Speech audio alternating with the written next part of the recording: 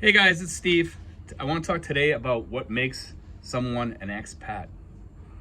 And there's a whole bunch of these things on my list, and I'm gonna touch on each one of these a little bit with my own comments and everything. And the first one is mental and emotional stability. Mental and emotional stability is huge for an expat because I see a lot of expats that come over here and they're just not stable. They're not stable in any way, shape, or form. I see people that come over here and they're abusive and their relationships don't work because they didn't leave their demons back in the States like I always recommend. And their mental stability is just not there. Emotionally, they're not there. And they're just emotional wrecks and mental wrecks, and to come over here and try to start a new life and you haven't even dealt with all your issues from back home, it just doesn't work, guys. You need to work all those issues out. If you come over here and you're an emotional wreck, you're still going to be an emotional wreck, and you're bringing all your problems over here for everybody else to deal with, and we're supposed to deal with it, both the Filipino people and the other people. So, just something to think about. The other thing here is this willingness to change. And that also kind of goes along with what we just spoke about. If you're not willing to change your emotional stability and your mental stability by getting help, then don't come here, And also your willingness to change for people here. You kind of have to change a little bit because you're in a new country. You're here. You have to get used to their rules, their customs. They don't have to get used to your customs and your rules. It works the opposite. You guys have to kind of change a little bit. When I come over here, I changed a little bit. I mean, in my house, I'm the same person, but when I go out, I respect people's cultural differences. I take my shoes off when I go into somebody's house sometimes. Sometimes I ask them if I can wear my shoes because it's a pain in the butt to put my shoes back on and off, and some of them will say, yeah, sure, that's fine, Steve, don't worry about it. But things like that, I don't like boodle fights because everybody's putting their hands in the food. That's just something I don't like. There are things that I can understand why people won't change because of germs or whatever. The boodle fights, I still see people doing these, and I think it's like a COVID disaster. I call it COVID cuisine because basically if you got 8 to 10 people dipping their hands in food and eating and putting their hands back in the same food again, and everybody's sharing their germs or saliva and all that. I think that's something that needs to change because of COVID. But when I say that, we have to, there's change within reason, okay?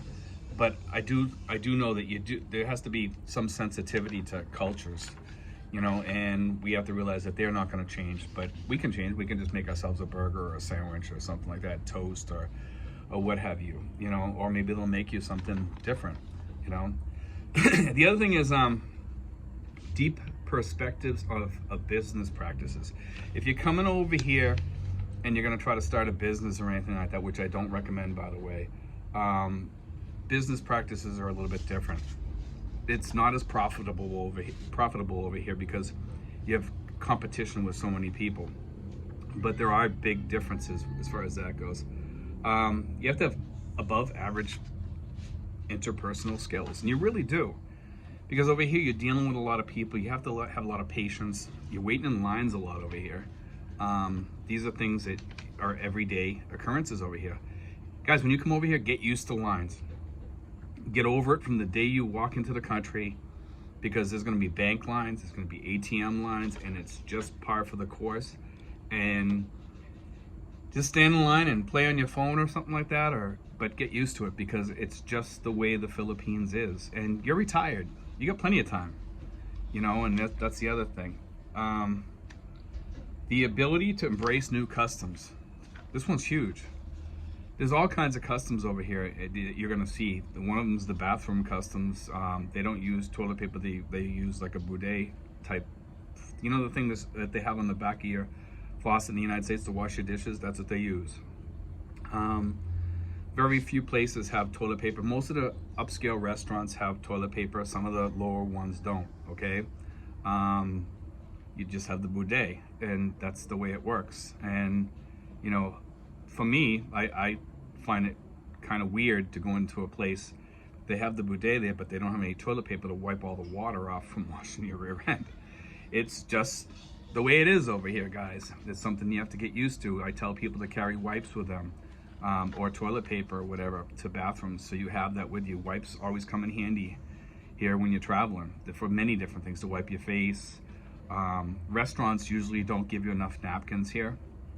That's something I try to touch on a lot is when you travel here, you want to carry like ammonium D, because you tend to get diarrhea, it's just the way it is.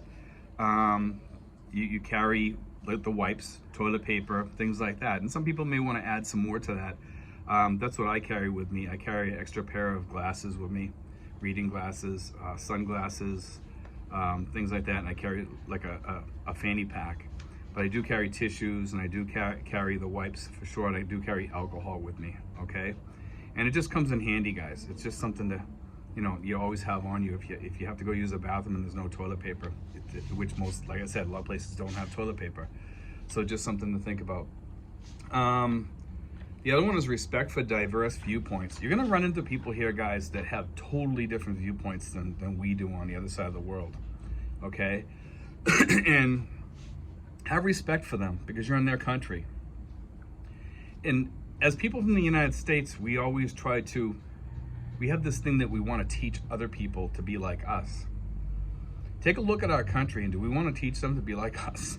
You know what I mean? I mean, just leave it alone, guys. This country over here works fine. It's not the best country, it's not the worst country, but we can say that about the United States too. It's not the best country, but it's not the worst country. Okay, but the world right now is in a mess, so it's best to just respect people's viewpoints and just move along. I do want to touch on loneliness in this video, because loneliness over here is huge, okay? If you are lonely in the United States, you can come over here and remake your life, but you have to make sure you have those emotional, you want to be emotionally stable, and you want to be mentally stable, okay? And if you're super lonely already, coming to the Philippines is not going to cure you, okay? It can, if you run into the right girl with the right family, and and you're starting your life off as an older male, and you can usually find somebody over here. But make sure that if you're having problems with people back in the States, you're probably going to have problems over here. I'm just saying it like it is. I know in today's families, and even in my family, that there are issues with the younger generation. They don't give a damn about us, and it's just the way it is, and it's they don't have the sense of love that we have in us, okay? And I see that with a lot of the expats that I talk to. They tell me their stories. But sometimes, guys, look inward a little bit. Make sure it's not you when you come over here. Make sure it's not you, okay? Because sometimes it is. And we all have to look inward and say, is it us or is it them? A lot of times it's them, okay? That generation is just rotten, And I know I speak to a lot of you guys because we've talked about this, and in the comment section, a lot of you guys say in the comments, yeah, my family's pretty rotten. I mean, the younger generation today just doesn't even care. I mean, our kids don't want to even bring our grandchildren over, things like that. It's terrible. It's that generation, and people have written articles about that, and it's a mess for us, older generation, and some of us just need to move on, and I've moved on from that, as have many of you. But leave that emotional baggage back there. But this is just things to think about, guys. When you come over here, if you want to be successful, you need these things, and these are just a few of them. Financial issues is also another one. We've covered this one many times, so I'm not going to go on into this one too much, but things are changing here, as far as the Forex exchange. The Forex is definitely going to change as far as the dollar is concerned. I think we're going to lose 10 to 20% over the next year to year and a half. That's substantial for most of us expats over here, to lose 10 to 20%, because some people are coming over here to try to save because they can't afford $1,000 rent back home, or a $700 rent back home for a 1-bedroom or a studio. Well, over here you can still live better than in the United States, even with those changes, because of the fact that our rent over here is extremely cheap. But you're giving up some of your healthcare benefits too if you're on Medicare or things like that. So you have to kind of make that up, and that can get a little expensive. It costs, in some cases for the older generation, you know, maybe $200 a month for if you're in your 70s, or maybe even $300 a month here for, you know, some healthcare, you know, for healthcare insurance. That's a lot of money. I mean, I'm getting away with less than $1,000 a year for my insurance, okay? And that's for inpatient. Outpatient, I pay for that on my own. But, you know, you guys all have to think about this thing with the finances. And please go through my videos and watch these videos, because we cover that. But when you're figuring out your budgets now, guys, please make sure you figure out for the emergency fund, for your startup fund when you get over here, but make sure you have enough money aside if things change and you need to go back. And if you go back, is it worth going back? Is it going to be worse there for you, or is it better here for you? Because for some of you guys that are coming over here, it's still better off over here. You know, even if you have to pick up the insurance or whatever, you know, if you have enough money in the bank or something like that for an emergency, you know, it's probably worth it for you to be here rather than the States, because if you're paying $1,000 a month in rent, your insurance goes up. It's definitely cheaper over here for insurance, for health insurance, than it is in the States. Now, some of you guys will get picked up by Medicare or have insurance through your pensions or whatever, and that's substantial. But I still think by being here that we're in a way better spot for many.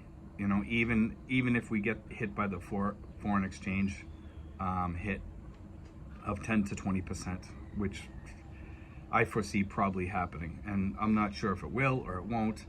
Maybe in 5 years it'll go back. I think it will probably switch back and forth. Maybe the markets over here will change and keep it the same. We don't know. This is, you know, everything's moving all the time here, so we don't. Nobody really knows in the end.